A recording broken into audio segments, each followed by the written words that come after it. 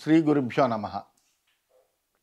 గురుర్బ్రహ్మ గురుర్విష్ణు గురుర్దేవో మహేశ్వర గురు సాక్షాత్ పరం బ్రహ్మ తస్మై శ్రీ గురవే నమ. అస్మద్ గురుచరణ పాదారవిందాభ్యాం నమ. నిన్నటి మన మహాభారత ప్రస్థానంలో ఆ లోపాముద్రను వివాహమైనటువంటి అగస్త్యుడు ఆమెతోటి కలిసి తన యొక్క తపోవనానికి వెళ్ళినటువంటి వాడే అక్కడ ఘోరమైనటువంటి తపస్సు చేసుకుంటూ ఉంటూ ఒకానొక రోజుని ఆమెను చూసి తాను తన కోరికను తెలియజేస్తే ఆమె ఒక షరతు విధించింది. ఇలాగా నువ్వు ఈ తపోవనంలోనే ఇలా కదే చక్కటి ప్రాసాదాలు రాజకన్యగా పెరిగాను నేను, అందువలన మంచి ఆభరణాలని చక్కటి ప్రాసాదాన్ని బ్రహ్మాండమైనటువంటి శయనముల్ని ఇవన్నీ కూడా నువ్వు సిద్ధం చేయాలి, దానికి తగినటువంటి ధనాన్ని సంపాదించు అని ఆ అగస్త్యుడిని కోరింది. కోరితే అగస్త్యుడు తన తపస్సు వ్యర్థం కాకుండా అటువంటి ధన సంపాదనకు ఏదైనా ఉపాయం చెప్పమన్నాడు. అంటే నీకే తెలుసయ్యా, నీకు తెలవనటువంటి విషయం ఏముంది, అందువల్ల నువ్వే అది ఆలోచించి ఆ ప్రకారంగా చెయ్యి అంటే అప్పుడు ఆయన శృతర్వుడు అనేటువంటి ఒక రాజు దగ్గరికి వెళ్ళాడు. ఆయన మహాసంపన్నుడని. ఆయన దగ్గరికి వెళ్ళి ప్రాణిహింస లేనటువంటి ధనం ఏదైనా ఉంటే నాకు ధనార్జనే వచ్చానయ్యా, అందువల్ల నాకు అటువంటి ధనం కావాలి అంటే ఆయన అగస్త్యుడికి తన యొక్క ఆదాయ వ్యయ పట్టిక అంతా ఇచ్చి ఇందులో నీకు నచ్చినటువంటి ఏ ధనమైతే ఉందో ఆ ధనాన్ని నువ్వు స్వీకరించవయ్యా, నాకేం అభ్యంతరం లేదన్నాడు. కానీ అది గ్రహించినటువంటి అగస్త్యుడు అందులో ఎంత గ్రహించినప్పటికీ ఎవరో వాళ్ళకి కష్టం కలుగుతోంది, అందులో హింస లేనటువంటి ధనమే కనిపించట్లేదు, అందువల్ల ఇది తీసుకోవడం ఎట్లాగా అనుకుని ఆలోచించినటువంటి వాడే అప్పుడు సశ్రుతర్వాణమాదాయ భద్రస్వమగమత్తత సచతౌ విషయస్యాంతే ప్రత్యగృహ్ణాత్ యథావిధి. అప్పుడు అతడు ఈ శృతర్వుణ్ణి కూడా తీసుకుని మరొక రాజు అయినటువంటి భద్రస్సుని వద్దకు చేరాడు. వాళ్ళిద్దరిని రాజ్యసీమల్లోనే భద్రస్సుడు యథావిధిగా సత్కరించి గౌరవించాడు. తయోరర్ఘ్యంచపాద్యంచ భద్రస్వ ప్రత్యవేదయతనుజ్ఞాప్య చ పప్రచ్ఛ ప్రయోజనముపచక్రమే. మామూలుగా యథాప్రకారంగా వాళ్ళకి అర్ఘ్యపాద్యాదులన్నీ ఇచ్చాడు, సత్కారం చేశాడు. మహాప్రభో ఎందుకు వచ్చారు, మీ కారణం ఏమిటి, రాక కారణం ఏమిటి అని అడిగాడు. అడిగితే అగస్త్యుడు చెప్పాడు, విత్తకామా విహప్రాప్తో విద్యానాం పృథ్వీపతే యథాశక్త్య విహింస్యాన్యాన్ సంవిభాగం ప్రయచ్ఛనవు. మేము ధనార్థులమై మేమిద్దరం మీ వద్దకు వచ్చామయ్యా, ఇతరులకు నష్టం లేకుండా మీ దగ్గర ఉన్నటువంటి ధనాన్ని యథాశక్తి మాకు ఇవ్వండి అని అడిగారు. అంటే అప్పుడు లోమస్ తత ఆయవ్యయో పూర్ణోతాభ్యాం రాజా అన్యవేదేత్ హతో జ్ఞాత్వాత్ గృహ్ణీతం యదత్ర వ్యతిరిచ్యతే. అప్పుడు ఆయన మళ్ళీ ఆయన కూడా ఏం చేశాడంటే వీళ్ళు మహర్షి అగస్త్యుడిని ఏమీ కాదనలేడు, అందువలన తన ఆదాయ వ్యయాలన్నీ కూడా ఆయనకి నివేదించాడు. భద్రసుడు మీరు ఇరువురు దీనిలో ఎక్కువ అయినటువంటి ధనాన్ని ఏది ఉంటే అది గ్రహించండి అని అన్నాడు. తథాయవ్యయో దృష్ట్వా సమోసమతిర్ద్విజ సర్వదా ప్రాణినాం పీడాం ఉపాదాన అదమన్యత. సమబుద్ధి కలిగినటువంటి అగస్త్యుడు ఆ ఆదాయ వ్యయాలను చూసి ఎక్కువ ధనం లేదు అని, అందులో కొంత గ్రహించినా ఇతరులకు కష్టం కలుగుతోంది అని విషయాన్ని గ్రహించాడు. పౌరుకుస్సం తతో జగ్ముః త్రసదస్యం మహాధనం అగస్త్యశ్చ శృతర్వాచ భద్రస్వశ్చ మహీపతి. అప్పుడు అగస్త్యుడు భద్రసుడు ఆ శృతర్వుడు ముగ్గురు కలిసి పురుకుస్సుడి దగ్గరికి వెళ్ళారు. పురుకుస్సుని కుమారుడైనటువంటి త్రసదస్యుడు అనేటువంటి ఒక రాజు ఉంటే ఆయన దగ్గరికి వెళ్ళారు. త్రసదస్యుస్తు తాన్ దృష్టా ప్రత్యగృహ్ణాత్ యథావిధి అభిగమ్య మహారాజా విషయాంతే మహామనాః అర్చయిత్వా యథా న్యాయం ఇక్ష్వాకు రాజసత్తమః సమాస్తాంశ తతో పృచ్ఛత్ ప్రయోజనముపచక్రమే. అప్పుడు ఆయన కూడా త్రసదస్యుడు కూడా వాళ్ళ ముగ్గురిని యథావిధిగా సత్కరించాడు, వాళ్ళకి అర్ఘ్యపాద్యాదులు ఇచ్చాడు, చక్కగా గౌరవించాడు, కూర్చోబెట్టాడు. ఏమిటయా మీరు ఎలా వచ్చారు అని అడిగాడు. అడిగితే మళ్ళీ అగస్త్యుడు చెప్పాడు, విత్తకామానిహ ప్రాప్తాన్ విద్ధిన పృథివీపతే యథాశక్య విహింసాన్యాన్ సంవిభాగం ప్రయచ్ఛన. మళ్ళీ మేము అందరం ధనం కోరొచ్చామయ్యా, నీ దగ్గర హింస లేకుండా ఇతరులకి కష్టం కలగకుండా మీ ధనంలో ఉన్నటువంటి కొంత భాగాన్ని మాకు ఇవ్వాలి అని అడిగాడు. అడిగితే మళ్ళీ ఆయన కూడా తథాయవ్యయో పూర్ణో తేషాం రాజాన్ యవేదేత జ్ఞాత్వా హ్యుపాదధ్వం యదత్ర వ్యతిరిచ్యతే తదాయవ్యయో దృష్ట్వా సమోసమతిర్ద్విజ సర్వదా ప్రాణినాం పీడాం ఉపాదానాదమన్యత. మళ్ళీ ఆ త్రసదస్యువు కూడా ఇదే ప్రకారంగా చేశాడు. తన ఆదాయ వ్యయాలన్నీ వివరాలు పూర్తిగా సమర్పించాడు. అది చూసి సమబుద్ధి కలిగినటువంటి అగస్త్యుడు ఈ ఆదాయ వ్యయాల్ని పరిశీలించి ఇవన్నీ సమానంగానే ఉన్నాయని గ్రహించి ఇందులో ఎంత గ్రహించినప్పటికీ ఇతరులకి పీడ జరుగుతూనే ఉంటుంది, మరి ఎల్లాగి దీన్ని అని అనుకున్నాడు. తతసర్వే సమేత్యాదాతే నృపాస్తం మహామునిం యదమూచుర్ మహారాజా సమవేక్ష పరస్పరం. వాళ్ళందరూ కూడా కలిసి ఒకరు వేరొకరు వైపు చూస్తూ అగస్త్య మహర్షిని ఉద్దేశించి వాళ్ళు ఈ విధంగా పలికారు. అయం వై దానవో బ్రహ్మన్ యల్వలో వసుమాన్ భువి తమతిక్రమ్య సర్వేద్యా వయం చార్థామహే వసు. మహర్షి ఇదంతా కాదు, ఇక్కడ యల్వలుడు అనేటువంటి దానవుడు ఉన్నాడు ఒకడు, వాడు భూమి మీద అందరికంటే ధనవంతుడు. మనం అందరం కూడా అతని దగ్గరికి పోయి కావలసిన ధనాన్ని అడుగుదాము, అప్పుడు అక్కడి నుంచి మనం ధనం సంపాదించవచ్చు అని అన్నారు. అంటే తేషాం తదాసీదుచితం యల్వలస్యైవ భిక్షణం తతస్తే సహిత రాజన్ యల్వలం సముపాద్రహన్. అప్పుడు వెంటనే వాళ్ళందరూ కూడా యల్వల్ని యాచించడమే ఉత్తమం భావించారు. అందరూ కలిసి యల్వలుడి యొక్క సమీపానికి వెళ్ళారు. ఇది శ్రీమన్ మహాభారతే వనపర్మణి తీర్థయాత్రా పర్వణి లోమస తీర్థయాత్రాయాం అగస్త్యోపాఖ్యానే 98తమోధ్యాయ. ఈ విధంగా శ్రీమన్ మహాభారతంలో వనపర్వంలో తీర్థయాత్రా పర్వం అనే ఉపపర్వంలో లోమస తీర్థయాత్ర ఎందు అగస్త్యోపాఖ్యానం అనేటువంటి 98వ అధ్యాయం అయింది. 99వ అధ్యాయంలోకి మనం ప్రవేశించాం. సరే, వీళ్ళందరూ కూడా యల్వలుడి దగ్గరికి వెళ్ళారు. యల్వలస్తాన్ విదిత్వాతు మహర్షి సహితాన్ నృపాన్ ఉపస్థితాన్ సహామాత్య విషయాంతే హ్యపూజయత్. ఆ యల్వలుడు రాజులతోటి అగస్త్యుని రాకని తెలుసుకున్నాడు. రాజ్య సరిహద్దుల్లోనే మంత్రులతో కలిసి వాళ్ళని సమీపించి వాళ్ళందరినీ పూజించాడు. తేషాం తతో అసురశ్రేష్ఠ తు ఆతిథ్యమకరోత్ తదా సుసంస్కృతేన కౌరవ్య భ్రాత్రావాత అపిన యదా. ఆ సమయంలో ఆ రాక్షస శ్రేష్ఠుడైన యల్వలుడు తన సోదరుడైనటువంటి వాతాపి యొక్క మాంసాన్ని వండి దాన్ని సంస్కరించి వాళ్ళకి ఆతిథ్యం చేసేట. తతో రాజర్షే సర్వే విషణ్ణ గతచేతస వాతాపిం సంస్కృతం దృష్ట్వా మేషభూతం మహాసురం. ఆ మేకగా మారినటువంటి ఆ రాక్షసుడు వాతాపి సంస్కరింపబడినట్లుగా చూచి ఆ రాజర్షులందరూ కూడా దీనులు అచేతనులు అయ్యారు. అదాబ్రవీద్ అగస్త్యస్తాన్ రాజర్షీన్ ఋషి సత్తమ విషాదో వో నకర్తవ్యో హ్యహం భోక్షే మహాసురం ధుర్యాసనమధాసాద్య నిషసాద మహాఋషి తం పర్యవేశ దైత్యేంద్ర యల్వల ప్రహసన్నివా. ఆ ఋషి శ్రేష్ఠుడైనటువంటి అగస్త్యుడు మిగిలినటువంటి రాజులతో చెప్పట, రాజర్షులతో, మీరేమి చింతించకండి, నేను ఈ రాక్షసుడిని ఆరగిస్తాను అని పలికి ప్రధానమైనటువంటి ఆసనం మీద కూర్చుని అగస్త్యుడు నవ్వుతూ వడ్డించేటువంటి ఆ యల్వలుణ్ణి చూస్తున్నాడు. అగస్త్య ఏవ కృష్ణంతు వాతాపిం భుభుజేతత భోక్తవచ్చసురో ఆహ్వానం అకరోత్తస్య చేల్వల. ఆ అగస్త్యుడే వాతాపి శరీర మాంసాన్ని పూర్తిగా తినేశాడు. భోజనమైన వెంటనే యల్వలుడు వాతాపిని మళ్ళీ నోరారా పిలిచాడు, వాతాపి రా అంటూ. తతో వాయుప్రాదురభూత్ అధస్తస్య మహాత్మన శబ్దేన మహతాత గర్జన్యవ యథాగన. అదే సమయంలో అగస్త్యుని యొక్క అధోరంధ్రం గుండా మేఘధ్వని వంటి అపాన వాయువు బయటకు వచ్చిందట. వాతాపే నిష్క్రమస్వేతి పునఃపునరువాచ తం ప్రహస్య అబ్రవీత్ రాజన్నగస్త్యో మునిసోత్తమ. ఇంక వీడు ఆ యల్వలుడు వాతాపి బయటికి రా, వాతాపి బయటికి రా అని అనేక మార్లు పిలుస్తున్నాడు. ఆ మునిశ్రేష్ఠుడైన అగస్త్యుడు నవ్వుతూ యల్వలుడితోటి ఈ విధంగా అంటున్నాడు, కుతో నిష్క్రమితుం శక్త మయా జీర్ణస్తు సోసుర యల్వలస్తు విషణ్ణో భూదృష్ట్వా జీర్ణం మహాసురం. ఇకపై వాడు ఎక్కడి నుంచి వస్తాడయ్యా, వాడిని నేను భుజించేశాను, ఆ భుజించినటువంటి ఆ రాక్షసుడు నాలో జీర్ణమైపోయాడు, ఆ నశించినటువంటి వాతాపిని తెలుసుకుని నువ్వు యల్వలుడు నశించిన వాడు ఇలా వస్తాడు నీకు అని చెప్పాడు. అనేటప్పటికి అయ్యో ఈ వాతాపి నశించాడు అని తెలుసుకుని పాపం యల్వలుడు దీనుడైపోయాడు. ప్రాంజలిస్తే సహామాచేరిదం వచనమబ్రీ కిమర్థం ఉపయాతాస్థ బ్రోతకింకరవాణిన. వెంటనే వాళ్ళ కాళ్ళమే పడ్డాడు.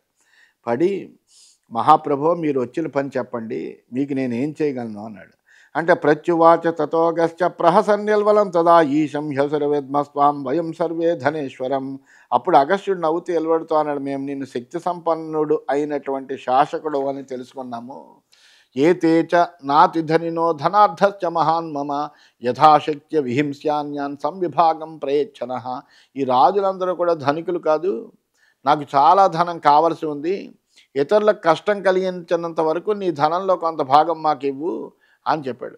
తతోభివాజ్య తం ఋషిం యల్వలో వాక్యమబ్రవీద్దీసితం యది వేసి త్వం తతో దాస్యామి తే వశు. అప్పుడు యల్వలుడు అగస్త్యుడికి నమస్కరించి చెప్పాడు, నేను మీకు ఎంత ధనం ఇవ్వదలిచానో తెలియపరిస్తే అంతా ఇస్తాను అని అన్నాడు. అంటే అప్పుడు అగస్త్యుడు చెప్పాడు, గవాం 10,000 రాజ్ఞాం ఏకైకసోసుర తావదేవ సువర్ణస్య దిస్సితంతే మహాసుర. అగస్త్యుడు, నువ్వు ఒక్కడికి 10,000 గోవులను అంతే విలువ కలిగినటువంటి బంగారము ఇవ్వాలి అని చెప్పాడు. మహ్యం తతో వై ద్విగుణం రథశ్చేవ హిరణ్మయ మనోజవో వాజినో చ దిస్సితంతే మహాసుర. నాకు వీళ్ళకిచ్చేటువంటి ధనం కంటే 2 రెట్లు గోవులు బంగారు నాళాలు ఇవ్వాలని నువ్వు అనుకుంటున్నావు. అందువలన దీనికి బదులుగా నువ్వేం చేస్తావంటే ఒక బంగారు రథం 2 మనోజవం కలిగినటువంటి గుర్రాలు కూడా ఇవ్వాల్సిందిగానే కోరుతున్నాను అన్నాడు. అప్పుడు యల్వలస్తు మునిం ప్రాహ సర్వమస్తి యథాత్తమం రథంతు యమవోచో మాం నైవ విద్మో హిరణ్మయం. నువ్వు ఏది పలికేవో అది సత్యమని అగస్త్యునితో యల్వలుడు చెప్పాడు. కానీ నువ్వు ఏ రథాన్నైతే ప్రస్తావించావో ఆ రథాన్ని మేం బంగారమయమో అని అనుకోవడం లేదు అని అన్నాడు. అంటే అప్పుడు అగస్త్యుడు చెప్పాడు, నమే వాగనృత కాచిత్ ఉక్త పూర్వ మహాసుర జిజ్ఞాస్యతాం రథం సజ్జో వ్యక్తయే హిరణ్మయ. నా నోటి నుంచి ఒక మాట వచ్చిందంటే అది అసత్యం కాదు. అందువల్ల ఆ రథాన్ని గురించి నువ్వు శీఘ్రంగా తెలుసుకో, అది నిశ్చయంగా బంగారు రథమే అవుతుంది అన్నాడు.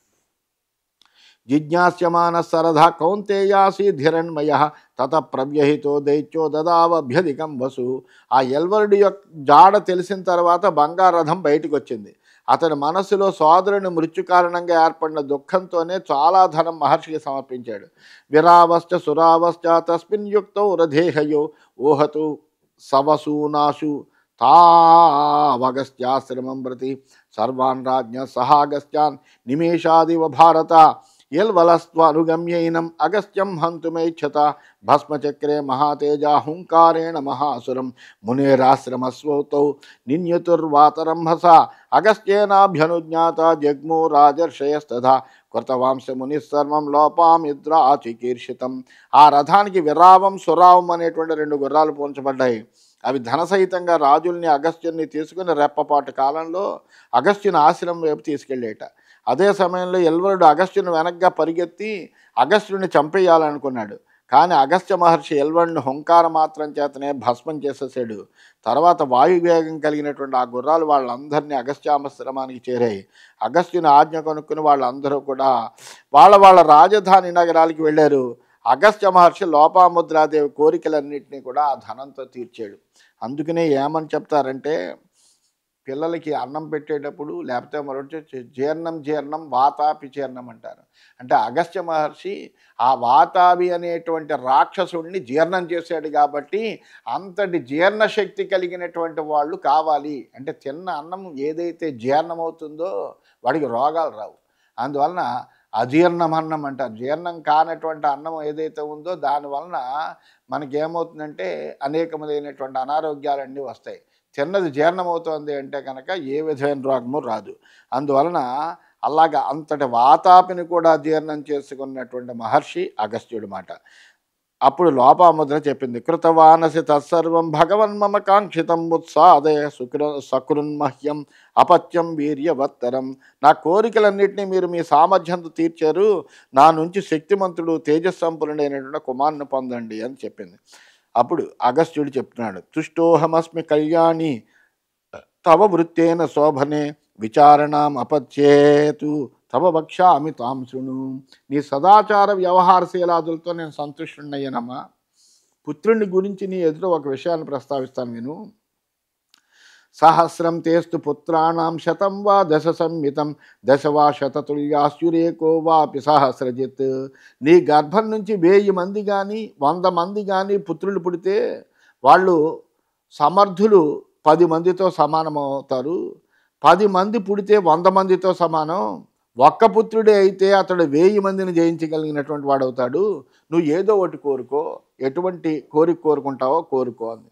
అంటే అప్పుడు లోపాముద్ర చెప్పింది, సహస్ర సంహిత పుత్ర ఏకోప్యస్తు తపోధన ఏకో హి బహుభి శ్రేయాన్ విద్వాన్ సాధుర సాధుభి. 1000 మందితో సమానుడైనటువంటి ఒక్క కుమారుడే నాకు చాలయ్యా. చాలామంది దుష్టుల కంటే సద్గుణ సంపన్నుడైనటువంటి ఒక్కడే ఉత్తముడు కదా అని చెప్పింది. అంటే అప్పుడు ఆయన సతథేతి ప్రతిజ్ఞాయ తయా సమభవన్ముని సమయే సమశీలిన్యా శ్రద్ధావాన్ శ్రద్ధదానయ. అప్పుడు అగస్త్యుడు అలాగే అని చెప్పి ఆమె కోరిక తీర్చాడు. తత ఆదాయ గర్భం తం అగమత్వనమేవ సహ తస్మిన్ వనగతే గర్భ బబృధే సప్తశారదాన్. ఆ తర్వాత అగస్త్యుడు వనానికి తిరిగి వెళ్ళాడు. ఆయన వనానికి వెళ్ళిన తర్వాత 7 సంవత్సరాల పాటు ఈ లోపాముద్ర గర్భం దాల్చింది. సప్తమే అబ్దే గతే చాపి ప్రాచ్యవత్ సమహాకవి జ్వలన్నివ ప్రభావేణ దృఢస్యుర్నామ భారత. 7 సంవత్సరాలు గడిచాక తేజస్సు ప్రభావము అధికంగా కలిగినటువంటి ఒక గర్భస్థ శిశువు బయటకు వచ్చాడు. అతడే దృఢస్యువు అనేటువంటి పేరుతోటి ప్రసిద్ధి పొందాడు. సాంగోపనిషదాన్ వేదాన్ జపన్నివ మహాతపాః తస్య పుత్రో అభవదృషే స తేజస్వి మహాద్విజ. అగస్త్యుని కుమారుడు తేజస్వి అయి పుట్టినప్పటి నుంచి వేదాల్ని వేదాంగాల్ని ఉపనిషత్తుల్ని అన్నిటిని అభ్యసించాడు. దృఢస్యువు బ్రాహ్మణుల్లో మిక్కిలి గౌరవింపదగినటువంటి వాడు. స బాలయేవ తేజస్వి పితుస్తస్య నివేశనే యద్మానాం భారమాజహ్రే యద్మవాహస్తతోభవత్. ఆ దృఢస్యువు తండ్రి ఇంట్లో ఉంటూ బాల్యం నుంచి రోజు ఈ సమిధల భారాన్ని తన మీద ఉంచుకుని తీసుకొచ్చేవాడు. దాంతో అతడికి యద్మవాహుడు అనేటువంటి పేరు వచ్చింది. ప్రతిరోజు కూడా హోమానికి కావలసినటువంటి సమిధలన్నీ తీసుకొచ్చేవాడు. తథాయుక్తం తు తం దృష్ట్వా ముదేశమునిస్తదా ఏవం స జనయామాస భరతాపత్యముత్తమం. అలా సమిధానయంలో స్వాధ్యాయంలో లగ్నమైనటువంటి కుమారుణ్ణి చూసి అగస్త్యుడు చాలా సంతోషించాడు. ఈ ప్రకారంగా అగస్త్యుడు లోపాముద్ర యందు సత్సంతానానికి కారణభూతుడయ్యాడు. లేభిరే పితరశ్చాస్య లోకాన్ రాజన్ యథేప్సితాన్ తతవోర్ధ్వమయం ఖ్యాతః తు అగస్త్యాశ్రమో భువి. అతని పితృదేవతలు సంతానం కలిగిన కారణంగా మనోవాంఛితమైనటువంటి లోకాలకు చేరారు. అప్పటి నుంచి ఈ ప్రదేశం అంతా కూడా అగస్త్యాశ్రమము అని పిలువబడుతూ ప్రసిద్ధిలోకి వచ్చిందయ్యా అని ఆ లోమసుడు ఇదంతా కూడా ధర్మరాజుకి తెలియజేశాడు. ప్రాహ్లాదిరేవం వాతాపి అగస్త్యేనోపశామిత తస్యాయమాశ్రమో రాజన్ రమణీయైర్గుణైర్యుత. ప్రహ్లాద గోత్రజుడైనటువంటి వాతాపిని ఈ విధంగా అగస్త్యుడు తన తపోబలంతో శాంతపరిచాడు. ఇది చాలా అందమైనటువంటి గుణాలతో ప్రకాశించే ఆశ్రమం అయ్యా. ఏషా భాగీరథీ పుణ్య దేవగంధర్వసేవిత వాతేరిత పతాకేన విరాజత నభస్థలే. దీన్ని ఆనుకునే దేవతల చేత పూజింపబడేటువంటి భాగీరథి నది ఉంది. ఆకాశంలో వాయు ప్రేరణచే రెపరెపలాడేటువంటి తెల్లటి జెండాలాగి నది ప్రకాశిస్తూ ఉంటుందయ్యా. ప్రతార్యమాణ కూటేషు యథా నిమ్నేషు నిత్యస శిలాతలేషు సంత్రస్త పన్నగేంద్రవధూరివ. ఈ నది క్రమంగా పర్వతాల చిన్న శిఖరాల మీద నుంచి జారుతూ తీవ్రమైనటువంటి వేగంతో ప్రవహిస్తూ ఉంది. భయపడినటువంటి సర్పం ఎలా బిలంలోకి ప్రవేశిస్తూ ఉంటుందో అలా ఈ నది రాళ్ల పొరల్లోని సందుల్లోకి ప్రవహిస్తూ ఉంటుందయ్యా. దక్షిణాం వై దిశం సర్వాం ప్లావయంతి చ మాతృవత్ పూర్వం శంభోర్జటాభ్రష్ట సముద్ర మహిషీ ప్రియ అస్యాం నజ్యాం సుపుణ్యాయాం యథేష్టం అవగాహ్యతాం. ముందుగా శంకరుడి యొక్క జటాజోటంలో దిగినటువంటి సముద్రుని యొక్క ప్రియురాలు రాణి గంగాదేవి దక్షిణ దిక్కులంతటినీ కూడా తన జలాలతో తడిపివేస్తోంది. తన సంతానాన్ని తల్లి ఎలా స్నానం చేయిస్తుందో అలా ఆచరిస్తోంది. ఈ భాగీరథి నదిలో స్వేచ్ఛగా స్నానం చేయవయ్యా. యుధిష్ఠిర నిబోధేదం త్రిశులోకేషు విస్తృతం భృగోస్తీర్థం మహారాజా మహర్షి గణసేవితం. ఓ యుధిష్ఠిర, దీన్ని శ్రద్ధగా విను. ఇది మహర్షులతో ఆరాధింపబడేటువంటి భృగుతీర్థం అంటారు దీన్ని. ముల్లోకాల్లోకి కూడా ప్రసిద్ధమైనటువంటిది.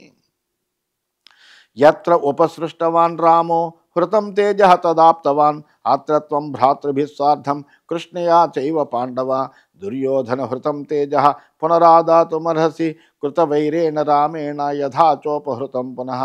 పరశురాముడు ఇక్కడ స్నానం చేసి తను పోయినటువంటి తేజస్సును తిరిగి పొందాడయ్యా. నీవు ఇక్కడ నీ సోదరులతోటి భార్యతోటి స్నానం చేసి దుర్యోధనునిచే అపహరింపబడినటువంటి సంపదనంతా తిరిగి పొందుతావు. రామునితో వైరం కారణంగా పోగొట్టుకున్న తేజస్సును స్నాన ప్రభావంతో పరశురాముడు తిరిగి పొందాడు. సతత్ర భ్రాతృభిశ్చైవ కృష్ణయా చైవ పాండవ స్నాత్వా దేవాన్ పితృంశైవ తర్పయామాస భారత. ఆ మాటలన్నీ విన్నటువంటి యుధిష్ఠిరుడు తన భార్యతోటి సోదరులతోటి కలిసి ఆ భృగుతీర్థంలో స్నానం చేసి దేవతలకు పితృదేవతలకు కూడా తర్పణాలు వదిలాడు. తస్య తీర్థస్య రూపం వై దీప్తాద్దీప్తతరం బభౌ అప్రధుష్యతరశ్చాసి శాత్రవాణం నరషభ. ఆ తీర్థంలో స్నానం చేసిన వెంటనే యుధిష్ఠిరుడు మిక్కిలి తేజస్సు కలిగినటువంటి వాడే ప్రకాశిస్తున్నాడట. ఇప్పుడు అతడు శత్రువులకి లొంగనవాడయ్యాడు. అపృచ్ఛచ్చైవ రాజేంద్ర లోమసం పాండునందన భగవన్ కిమర్థం రామస్య హృతమాసీద్వపు ప్రభో కథం ప్రత్యాహృతం చైవ ఏతదా చక్షుపృచ్ఛతః. అదే సమయంలో ధర్మరాజు లోమసుని అడిగాడు, ఏమయ్యా, పరశురాముని తేజస్సు నశించిన తేజస్సును పరశురాముడు తిరిగి పొందాడన్నావు. ఆ పరశురాముని యొక్క తేజస్సు ఏ కారణంగా నశించింది, తిరిగి ఆ తేజాన్ని అతడు ఎలా పొందాడు, ఇదంతా కూడా నాకు తెలియజేయవలసింది. మీరు దయతోటి ఈ వృత్తాంతాన్ని కూడా నాకు తెలియజేయండి అని అడిగాడు. అడిగితే అప్పుడు లోమసుడు చెబుతున్నాడు, శృణు రామస్య రాజేంద్ర భార్గవస్య చ ధీమత జాతో దశరథస్యాసిత్ పుత్రో రామో మహాత్మనః విష్ణుస్వేన శరీరేణ రావణస్య వధాయ వై పశ్యామస్తమయో అయోధ్యాయాం జాతం దశరథం తతః. ఆ లోమసుడు చెబుతున్నాడు, దశరథనందనుడైనటువంటి శ్రీరాముడు ఆ దశరథుడి పుత్రుడయ్యా, అలాగే భృగునందనుడైనటువంటి వాడు పరశురాముడయ్యా. వీళ్ళిద్దరి యొక్క చరిత్ర చెప్తాను, జాగ్రత్తగా విను. ప్రాచీన కాలంలో దశరథ మహారాజుకు సచ్చిదానంద విగ్రహుడు శ్రీ మహావిష్ణువు పుత్రుడిగా జన్మించాడు. అతని యొక్క అవతార లక్ష్యం ఏంటంటే పాపాత్ముడైనటువంటి రావణాసురుణ్ణి నాశనం చేయడము. అల్లా అయోధ్యలో అవతరించినటువంటి శ్రీరాముణ్ణి మేమందరము కూడా, అంటే ఆ శ్రీమన్నారాయణుడే దేవతల యొక్క కోరిక మీద రాక్షస సంహారం చేయడం కోసమని, ఆ రావణాసురుణ్ణి సంహరించడం కోసమని ప్రత్యేకంగా మానవావతారం ఎత్తి ఆ శ్రీరాముడిగా పుట్టాడయ్యా.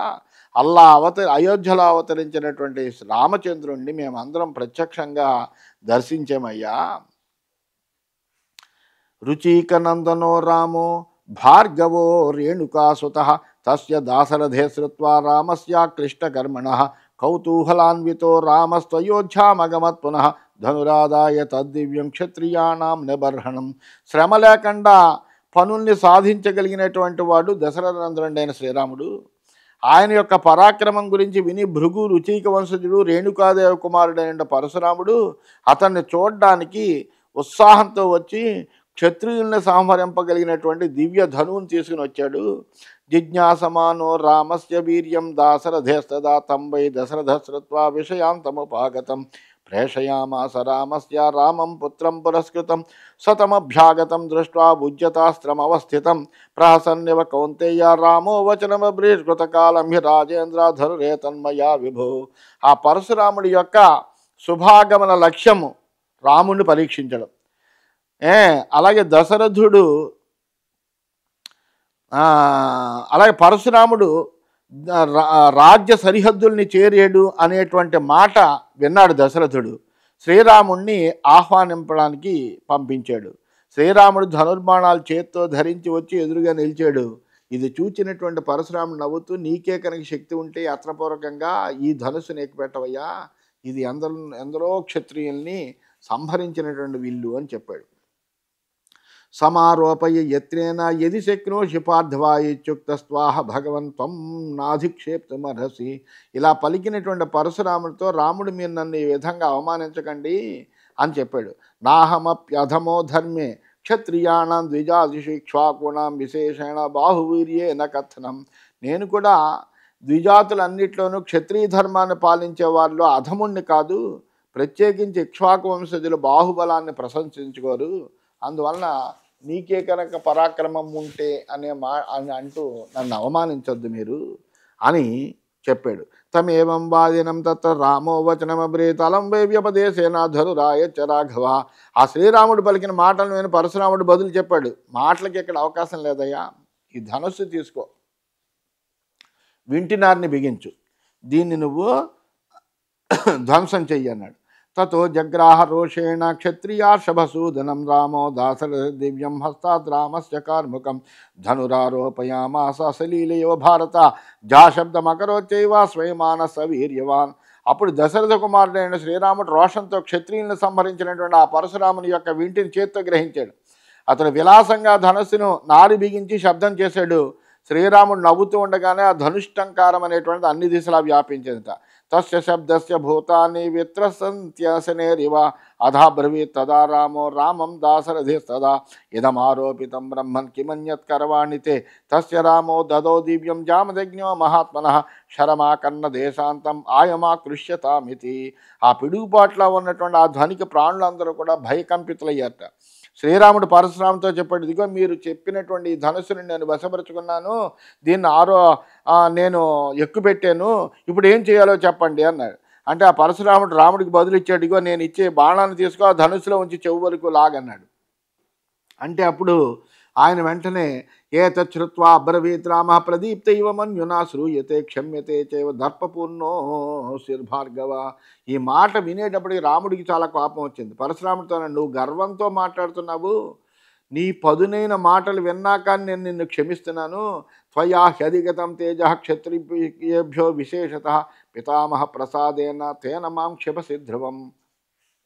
నీ పితామహుడు రుచీకుని కారణంగా నీకు క్షత్రియుల్ని జయించేటువంటి సామర్థ్యం వచ్చింది, అందుచేత నిశ్చయంగా నువ్వు మమ్మల్ని అధిక్షేపిస్తున్నావు. పశ్యమాం స్వేన రూపేణ చక్షుస్తే వితరామ్యహం తతో రామ శరీరే వై రామ పశ్యతి భార్గవ ఆదిత్యాన్ సవసూన్ రుద్రాన్ సాధ్యాంశ సమరుద్గణాన్ పితరో హుతాసనశ్చైవ నక్షత్రాణి గ్రహాస్తదా గంధర్వ రాక్షస యక్ష నద్యస్తీర్థాని యాని చ ఋషయో బాలకిల్యాశ్చ బ్రహ్మభూతా సనాతనా దేవర్షయశ్చ కార్స్యేన సముద్రా పర్వతాస్తదా వేదాశ్చ సోపనిషదో వషట్కారై సహాధ్వరై చేతోమంతి చ సామాని ధనుర్వేదశ్చ భారత మేఘబృందాని వర్షాన్ని విద్యుతశ్చ యుధిష్ఠిర. నీకు నేను దివ్య దృష్టిని ప్రసాదిస్తున్నాను, దాని ద్వారా నా నిజస్వరూపాన్ని తెలుసుకోను అని ఆ పరశురాముడికి దివ్య దృష్టిని ఇచ్చాడు. అప్పుడు ఆ పరశురాముడి శ్రీరాముని యొక్క శరీరంలో ఆదిత్యులు, అష్టవసులు, ఏకాదశి రుద్రులు, సాధ్యులు, దేవతలు, 49 మంది మరుత్తులు, పితృగణాలు, అగ్నిదేవుడు, నక్షత్రాలు, గ్రహాలు, గంధర్వులు, రాక్షసులు, యక్షులు, నదులు, తీర్థాలు, సనాతనులు, బ్రహ్మస్వరూపులు, అంగుష్ట పరిమాణం కలిగినటువంటి వాలకిల్యులు, దేవర్షులు, సప్త సముద్రాలు, పర్వతాలు, ఉపనిషత్తుల సహితంగా వేదాలు, వషట్కారం, యజ్ఞం, సామ, ధనుర్వేదం అన్ని చేతల రూపాల్ని ధరించి ఉన్నట్టుగా ప్రత్యక్షంగా అవన్నీ కనిపించాయి. మేఘమండలం, వర్షం, మెరుపు తీగులు అన్ని అతని శరీరంలో దర్శనమిచ్చాయి. తతస్స భగవాన్ విష్ణుస్తం వైబాణం ముమోచ శుష్కాసని సమాకీర్ణం మహోల్కాభిశ్చ భారత సాంశువర్షేణ మహత మేఘవర్షైశ్చ భూతలం భూమికంపాశ్చ నిర్ఘాతై నాదైశ్చ విపులేరపి. ఆ తర్వాత దశరథనందనుడైనటువంటి శ్రీరాముడు ఎక్కుపెట్టినటువంటి బాణాన్ని విదిలాడు.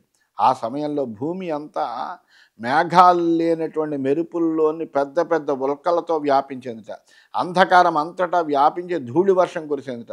మేఘాలు ఒక్కసారిగా కమ్ముకున్న ధారలుగా వర్షం పడిందిట. మాటి మాటికి భూకంపం వచ్చిందిట. మేఘ గర్జనలు వచ్చేయట. ఉత్పాత ధ్వనులు ఒక్కసారిగా దద్దరిల్లేటట్టు వచ్చేయట. సరామం విహ్వలం కృత్వా తేజశ్చాక్షిప్య కేవలం మగచ్చజ్వలితో బాణో రామబాహు ప్రచోయిత. ఆ శ్రీరాముని భుజాలతోటి విడువబడినటువంటి ఆ బాణం ప్రకాశిస్తూ ఆ పరశురాముణ్ణి వ్యాకులపరిచి అతడు తేజస్సును మాత్రం గ్రహించి రాముని దగ్గరికి వచ్చి చేరింది. ఈ విధంగా ఆ పరశురాముడి యొక్క తేజస్సుని ఆయన గ్రహించేసాడు. అటువంటి విధంగా జరిగినటువంటి ఆ వృత్తాంతాన్నంతా చెబుతున్నాడు లోమసుడు అని తెలియజేస్తూ స్వస్తి.